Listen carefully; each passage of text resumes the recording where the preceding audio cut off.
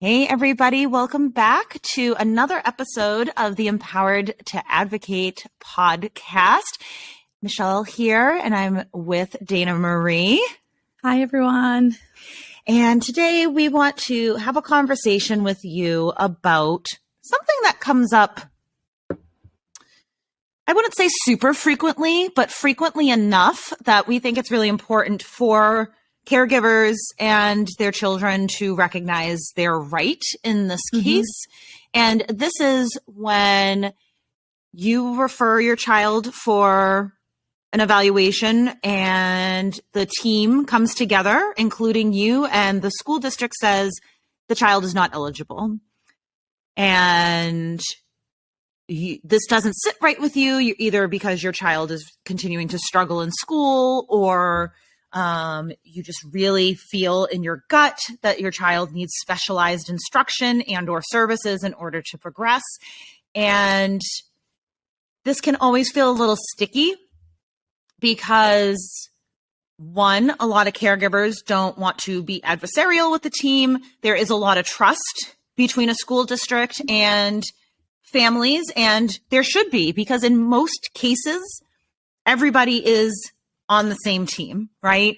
And always coming to the table, we talk about this a lot, coming to the table, believing that everybody at that table has the best interests of your child in their frame of mind when making decisions.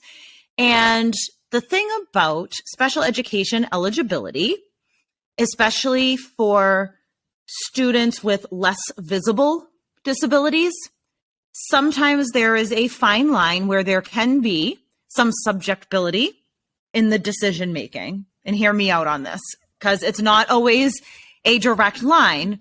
So as a little review of the eligibility process, in order to be eligible for an individualized education plan or special education, your child needs to have a disability. So autism, specific learning disability, health disability, a physical disability, intellectual, and so on.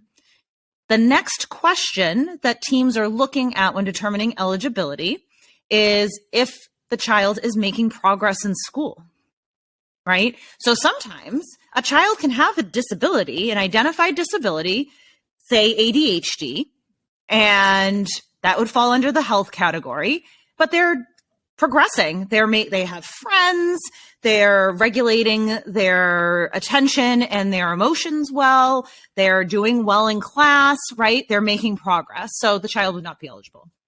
But let's say they are not making progress. The next question is the lack of progress due to the disability?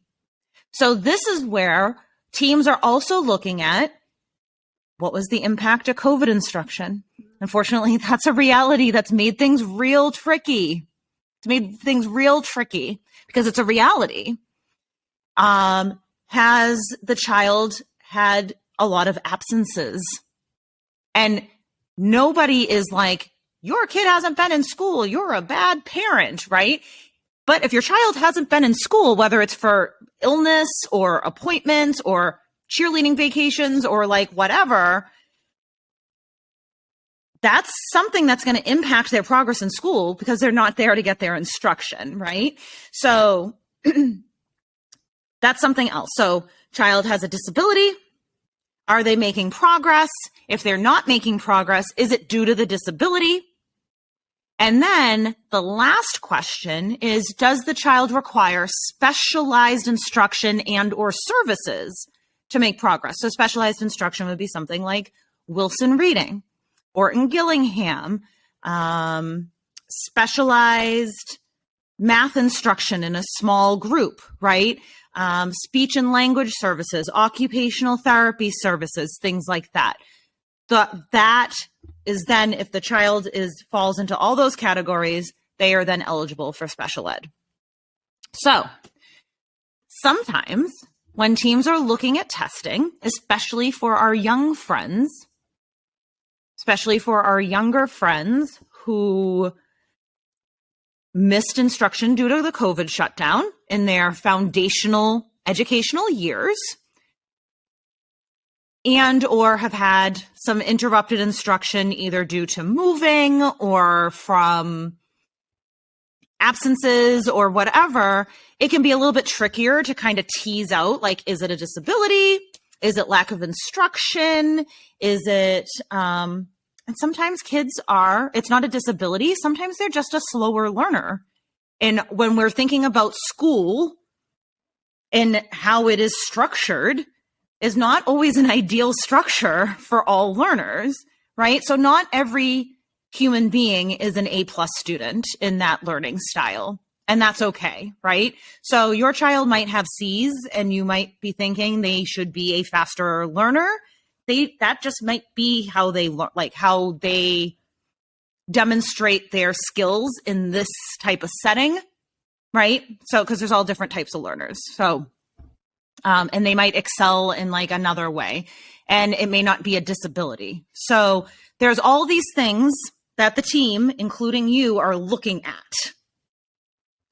So that being said, you're really concerned about your kiddo. They're not making progress, or they're really struggling. They might be particularly struggling in one area. And you come to the meeting and the team says, well, they're not eligible. And you don't agree.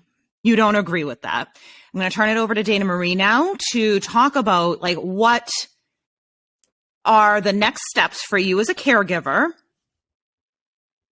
that should be discussed at the meeting, or if you need a few days to kind of process that happening, it doesn't have to be something that's talked about at the meeting. And with that, I'm going to turn it over to Dana Marie to talk about next steps. And I think that you brought up a good point earlier that I want to highlight, which is that most people come to the meetings wanting a resolution, right? They want to support the child that the meeting is for. So before you get to even the next step, I do think it's worth leaning into the conversation at the actual meeting and bringing it up at the time and saying, I don't agree, I disagree, and see if there's a conversation that can ensue during the meeting to come to some sort of resolution. Of course, that does not always happen, like Michelle said. And so after the meeting, there are things that can happen. I should note at this point that we are going to talk specifically in the next couple of minutes about the state of Massachusetts, but each state has their own process and their own sort of guidelines and procedures around this next piece. And so if you are not in Massachusetts, a quick Google search should be able to help you bring up the procedures and guidelines for your state. And if you have questions, reach out to us. We do know the guidelines and regulations for other states as well, but it's too much information to put in here. So a quick Google, like I said, will get you that brochure or guidelines sheet or whatever. So in Massachusetts, there is what we call the Bureau of Special Education Appeals. And so it's sort of the governing body that oversees special education in the state of Massachusetts and helps to mediate these decisions and conversations between parents, caregivers, school districts, etc. And so there are two different kind of approaches and two different ways to go if you are, whether it's about eligibility or another part of the IEP. It could be placement, it could be services. If you've gone through multiple iterations of conversations with the school district and the school team, if you have attempted on multiple occasions to come to an agreement, if the school is still proposing something that you just do not agree with, like I said, whether that's not eligible or something else, and you've really tried and now you're losing time, right? And now time has gone by and you're losing time and you just don't feel like you can get to an agreement with the school district, that's probably the time when you want to bring in the BSEA, or the Bureau of Special Education Appeals. And there are two routes that parents, caregivers, and families can go. They can go the mediation route, which I'll come back to in a second, the mediation route with the school district, or they can go the route of a hearing, which is a little bit more involved and might not be necessary in all cases. I should note that most situations, conversations can be and have been solved, for lack of a better term, with mediation without having to go to a hearing. A hearing usually involves lawyers. And like I said, a more sort of intense process. Mediation is exactly what it sounds like. So you will be assigned a mediator to help you, your family, and whoever is on your team, outside service providers, advocates, so on and so forth, mediate the conversation with the school district. This person's role is not to make a decision. It's not to tell either side what to do or what not to do. It's really sincerely to help facilitate the conversation and see if there's a way that the school team and you can come to an agreement. Generally, that's the first kind of approach and the first step. And like I said, generally mediation can be helpful and can help the parents and the school teams come to an agreeable decision. That said, it doesn't always happen that way. And so there is due process and there is a hearing process in each state for special education. Like I said, this looks a little bit more like a true hearing with lawyers on both sides, where the school team and the school district is equipped with their lawyer, and where you as a parent are also equipped with your lawyer as well.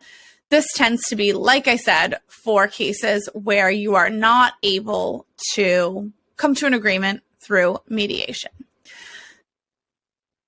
It depends. Each case is very, very different. And you may have a lawyer that you're working with now, and that is the best person to ask about your specific case. What route is the next best route? If you are working with an advocate, whether it's us or somebody else, this is the best person to ask what the next best step is. But just know that there are those two sort of different routes to get to an understanding, to get to an agreement. I should note that in Massachusetts, but in other states as well, right on the website, the appeals website, there are forms that are pretty simple that you fill out that help to jumpstart the process. So you can go to, in Massachusetts, for instance, it's mass.gov, the Bureau of Special Education Appeals, like I said, and there are forms to request a mediation. You can request a mediation as a parent or caregiver. Just know that the school district can also request a mediation if they're feeling on their side like an agreement can't be made at this point.